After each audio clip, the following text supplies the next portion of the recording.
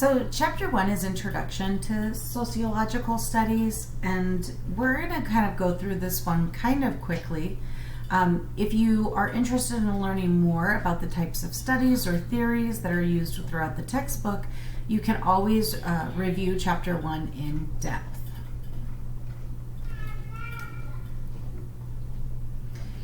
So there are some macro theories of study, and then there are some micro theories. So macro theories are studies on society, millions of people in a state, country, or even the world. And then micro studies are smaller groups of individuals, say like a couple or a family or a team. There's the conflict theory. The conflict theory is it's useful when understanding war, wealth, poverty, the haves and the have-nots.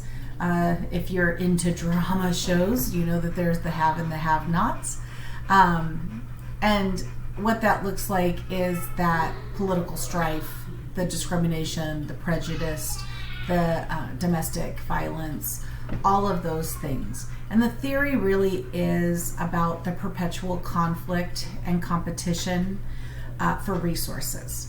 And so, again, this is an example of that macro theory because you're talking about a large group of individuals. The theory assumes that those who have are those who possess power, and power is the ability to get what one wants, right? Even in the presence of opposition. And when power is institutionalized, we call that authority.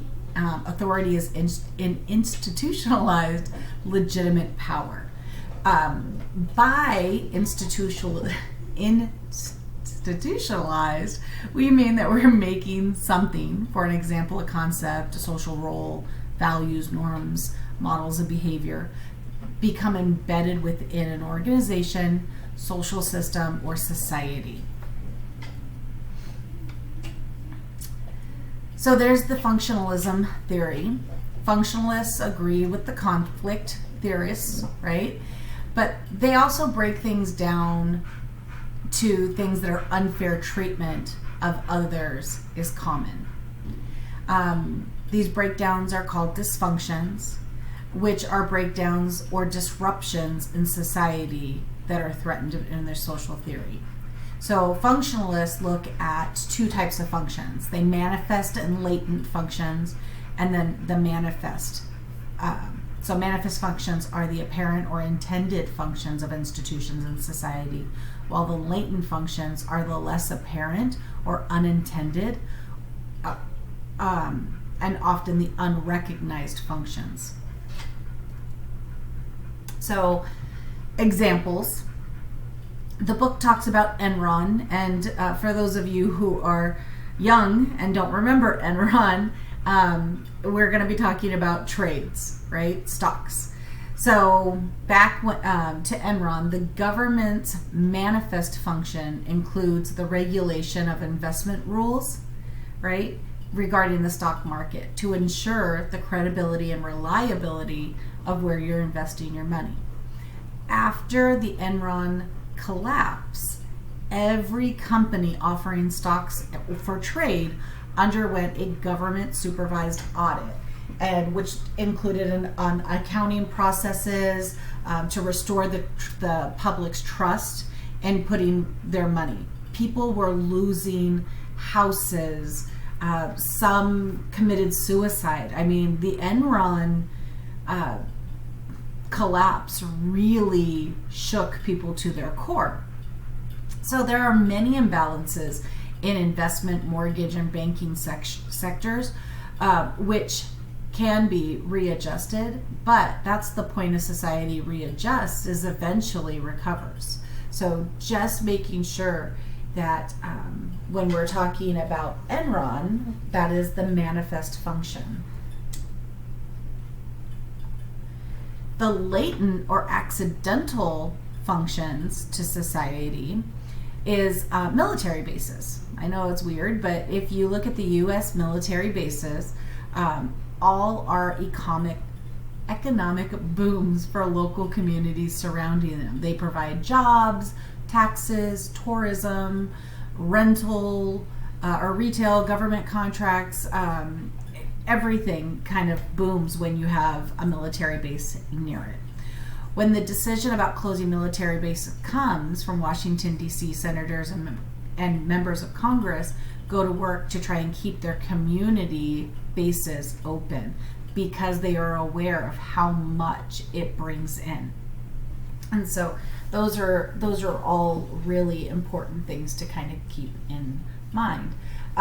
Something very similar, if you've ever been up to Cottonwood, and I love Cottonwood, so when I say this, it's not a disrespectful comment, but Cottonwood used to be kind of like a sleepy little town. Like I used to love go walking down Main Street and everything.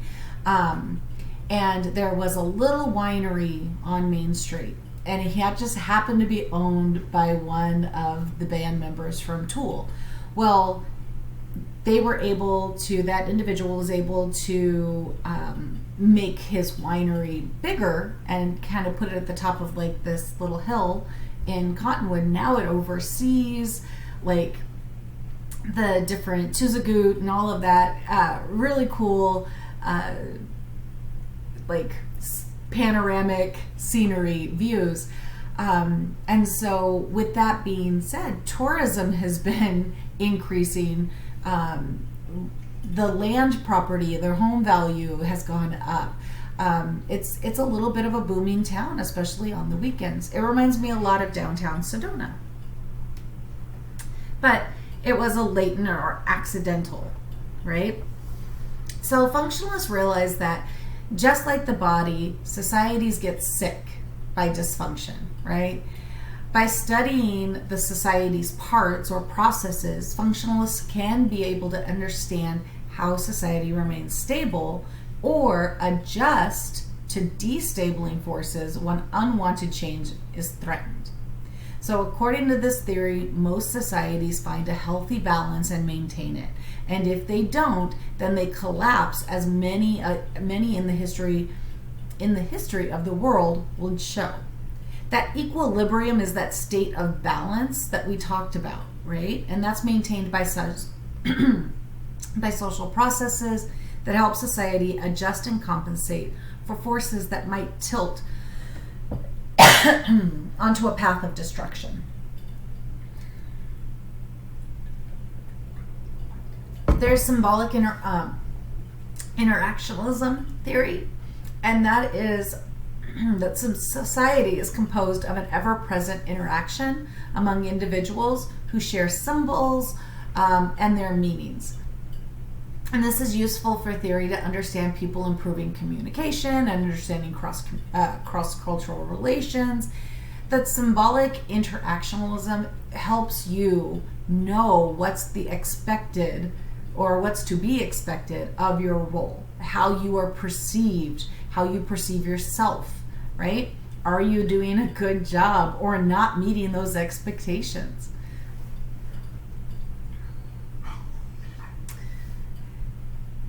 So there is another theory, right? Thomas theorem, and it's the definition of the situation, and it says that if people perceive or define something that is being real, then it becomes real, and so do consequences.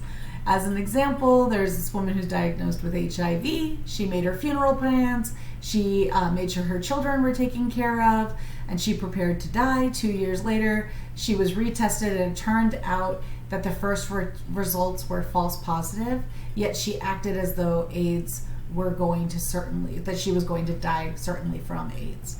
So be aware of that. I know it sounds crazy, but a lot of this does happen.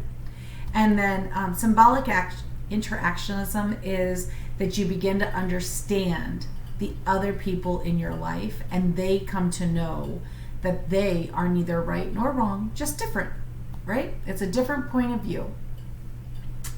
Wouldn't that be nice in this world? All right. I'm going to pause real quick, and then we will do another quick video.